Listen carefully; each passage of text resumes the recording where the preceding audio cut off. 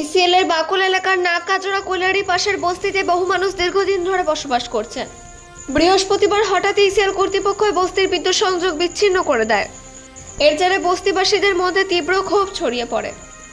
বিক্ষুব্ধ বাসিন্দারা বালু ব্যাংকারের কাছে ইসিএল এর পরিবহন কাজ আটকে দিয়ে বিক্ষোভে সামিল হন এবং কর্তৃপক্ষের বিরুদ্ধে স্লোগান দিতে থাকেন। তাদের অভিযোগ, বছরের পর বছর তারা এখানে বসবাস করছেন, অথচ কোনো আগাম নোটিশ বা বিকল্প ব্যবস্থা ছাড়াই হঠাৎ করে বিদ্যুৎ সংযোগ কেটে দেওয়া হয়েছে। ঘটনাস্থলে পৌঁছে অন্ডার ব্লক তৃণমূল কংগ্রেসের সাধারণ সম্পাদক গণেশ বাদ্যকর বলেন, এই বস্তিতে হাজার হাজার মানুষ দীর্ঘদিন ধরে বসবাস করছেন, কিন্তু ইসিএল কর্তৃপক্ষ বারবার সাধারণ মানুষকে হয়রানি করার চেষ্টা করছে। তিনি স্পষ্ট ভাষায় বলেন, বস্তিবাসীদের বিদ্যুৎ সংযোগ পুনরায় চালনা করা পর্যন্ত আন্দোলন চলবে। প্রয়োজন হলে আন্দোলন আরও বৃহত্তর আকারে সংগঠিত করা হবে বলে তিনি হুঁশিয়ারি দেন। অন্ডাল থেকে অজিত মেসা, রিপোর্ট নিউজে।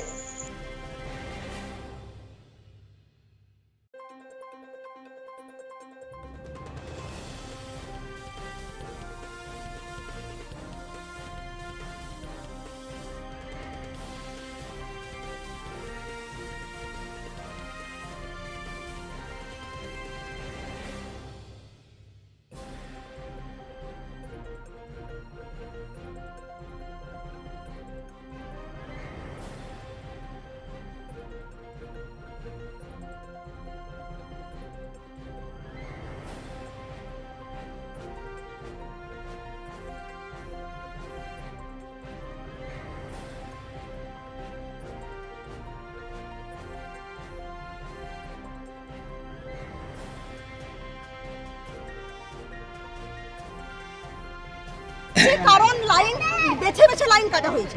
কিছু কিছু লোকের লাইন আছে, কিছু কিছু লোকের লাইন নেই। আমরা চাইছি যদি লাইন কাটা হয় তাহলে বেকার লোকদের সবারই লাইন কাটুক, আর যদি লাইন না কাটা হয় প্রত্যেকটা লোককে লাইন দেওয়া হোক। আচ্ছা, চাকরিওয়ালা লোকের কথা বলছেন, তারা তো বাইরের লোককে ভাড়া দিচ্ছে, কোয়ার্টার ভাড়া দিয়ে সেই কোয়ার্টারের লোক টোটো চার্জ করে তার রাস্তায় চালাচ্ছে। এবার আমাদের দুটো ফ্যান চলছে, দুটো ইয়ে চলছে, আমরা ফ্যান এসি চালাই না, কুলার চালাই। এবার গরিব মানুষ, দিন আনা দিন খাওয়া মানুষ, যারা এসি কুলার চালাচ্ছে তাদের জন্য কি আমরা মরবো? বলুন, তাদের জন্য কি আমরা মরবো? বিগত 30 বছর তাদের জন্য কি আমরা মরবো? তারা চাকরি করছে, ঠিক আছে, মানছি তারা চাকরি করছে, তারা সবটা সুখ তারা ভোগ করবে, আমরা তাদের কিচ্ছু বঞ্চনা করবো না। কিন্তু আমরা বেকার মানুষ, আমাদেরও কিছুটা, যেমন কলিয়ারের কাছে আমরা আছি, যেমন একটা বল জ্বালানো, দুটো ফ্যান চালানো আমাদের অধিকার কিন্তু আছে। এই কারেন্টটা কখন কাটলো? একটা সময় কে এসেছিল? এসিএল থেকে কে এসেছিল? পুলিশ ছিল সঙ্গে, আর কিছু লোক এখানে ম্যানেজমেন্ট ছিল, ইলিয়াস ছিল। হ্যাঁ, এই কে ছিল? ইলিয়াস। আপনার পরিচয়? আপনার পরিচয়? এখানে বাসিন্দা। বরাবরই একটা ইসিএলের নাটক। যখনই ইলেকশন আসে মানুষগুলোকে একটা মানে ইয়ে করার চক্রান্ত থাকে, সেই টাইমে লাইনগুলো কেটে দেয়। আর এত গরম, একটা ইসিএলের এমনিতে রুল আছে যে 5 কিলোমিটারের মধ্যে যেখানে প্রজেক্ট থাকবে সেই সারাউন্ডিং এলাকায় জলের পরিষেবা, ইলেকট্রিক পরিষেবা, বিভিন্ন শিক্ষামূলক পরিষেবা বাচ্চাদেরকে দেওয়া ইসিএল থেকে বাধ্যতামূলক। কিন্তু এইখানে ইসিএল কোনো রকম কোনো কাজ করে না। যদি সামান্যটুকু লাইনটা আছে, যখন তখন আসে লাইন কেটে দেয়। কিছু কিছু জায়গায় তাদের কিছু কিছু পেটুয়া আছে, তারা তোলা আদায় করে টাকা পয়সা দেয়, তাদের লাইনগুলো থেকে যায়। এবং কিছু এখনও পর্যন্ত যে ইসিএল কোয়ার্টারগুলো পড়ে রয়েছে, সেই কিছু তোলা লোক আছে, তারা কোয়ার্টারগুলোকে দখল করে রেখেছে। সেইখানে পর্যন্ত এখনও লাইনগুলো রয়েছে, সেখানেও লাইনগুলো কাটা হয় না। এছাড়া এই রাস্তাটা যে ব্যবহার করছে, এই রাস্তাটা সম্পূর্ণ জেলা পরিষদের রাস্তা। বারবার বলার পরও কিন্তু এই রাস্তা তারা ডাম্পার ব্যবহার করছে, রোডটা ফুটিয়ে দিচ্ছে। বারবার পরে ইসিএল কোনো রকম এই রাস্তাটা করে না। এই রাস্তার মধ্যে যে এত ডাস্ট উড়ে মানুষের এত রোগ এখানে হয়ে গেছে, ম্যাক্সিমাম এই ধুলোর ডাস্টের রোগ ভুগছে মানুষ।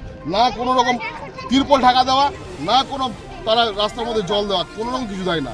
অথচ এই গরমকালে ছোটো ছোটো বাচ্চারা পড়াশুনো করছে কষ্ট করে, তারা এই পড়াশোনা বয়স্ক লোক রয়েছে, পেশেন্ট আছে বাড়িতে, রোগী পেশেন্টরা রয়েছে। আজকে যদি কিছু ইসিএল তার দায়িত্ব নেবে তো। এই যদি লাইন না দেওয়া হয় আর এই দুমুখো সাপ যদি করা হয় এবং ইলেকশনের সময় যদি নোংরামি রাজনীতি করে, তাহলে কিন্তু এলাকার মানুষ কিন্তু ইসিএলকে ছেড়ে কথা করবে না। এই আন্দোলন কিন্তু আরও অনেক বড় আন্দোলনে যাবে। এটাই হচ্ছে আমাদের সমস্ত এলাকাবাসীর দাবি। লাইন আমাদের ইমিডিয়েট লাইন দিতে হবে। এবং যে গরিব মানুষ যে তারগুলো কেটে নিয়ে গেছে, এত যে তারগুলো কেটে নিয়ে গেছে, অবিলম্বে তারগুলো ফেরত দিতে হবে। না হলে এরা কিন্তু প্রত্যেকে স্টেট লাইন দিতে রাজি আছে, তাদেরকে একটা টাইম দেওয়া হোক, নির্দিষ্ট একটা টাইম দেওয়া হোক, সেই টাইম সাপেক্ষে আমরা লাইন নেওয়া হবে। কিন্তু না জানিয়ে আজকে বাড়িতে অসুস্থ মানুষ, ছেলেরা পড়াশোনা করছে, সেখানে ফট করে লাইনটা কেটে কি কি কি উদ্দেশ্যে, এর ভেতরে কি উদ্দেশ্য আছে?